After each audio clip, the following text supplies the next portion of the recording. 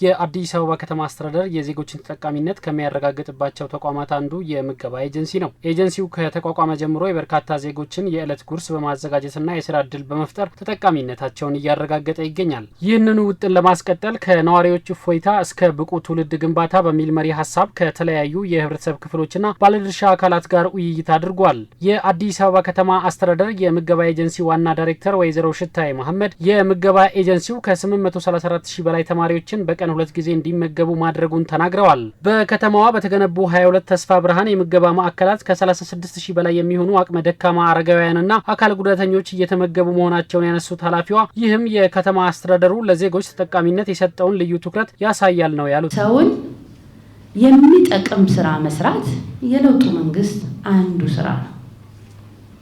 ስለዚህ ክብርት ከንቲባ ጀመሩት 2013 በአራዳ ክፍለ ከተማ ተጀመረ።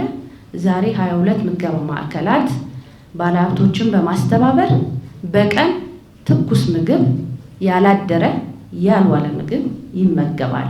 ኤጀንሲው ከተቋቋመ ጀምሮ የበርካታ ዜጎችን የዕለት ጉርስ በማዘጋጀትና የስራ ዕድል በመፍጠር ተጠቃሚነታቸውን እያረጋገጠ ይገኛል ያሉት ዋና ዳይሬክተሯ ከ16 ሺህ በላይ ለሚሆኑ እናቶች የስራ ዕድል መፍጠሩንም አመላክተዋል። ምንም አይነት ስራ የሌላቸው ልጆቻቸው ትምህርት ቤት የሚያስተምሩ 16600 በላይ ምገባ እናቶችን ስራ ዕድል የፈጠረ ተቋም ነው።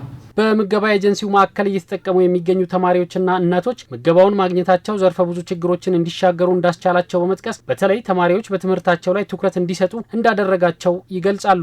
ለኔም ለትምህርቴም ጥሩ ነውልኛል። ለቤተሰቦቼም ምንድነው የምቋጥረው፣ ዛሬ ምንድነው የምበላው፣ ልጄ ነገ ምንድነው የሚበላ ብሎ አይጨነቅም።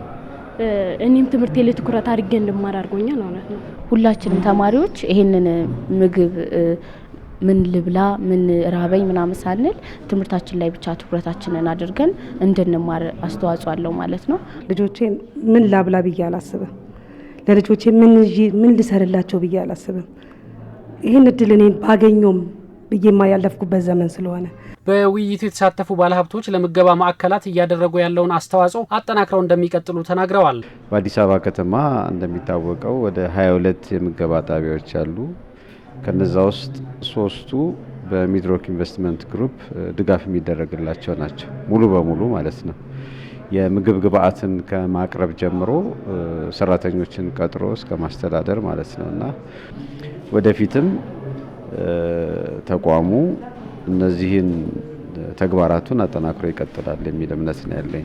ላለፉት 3 ዓመታት እንግዲህ ወደ 150 እና ከዛ በላይ የሚጠጉ ጧሪ ያጡ አረጋውያንን እንግዲህ የአብላን እንገኛለን።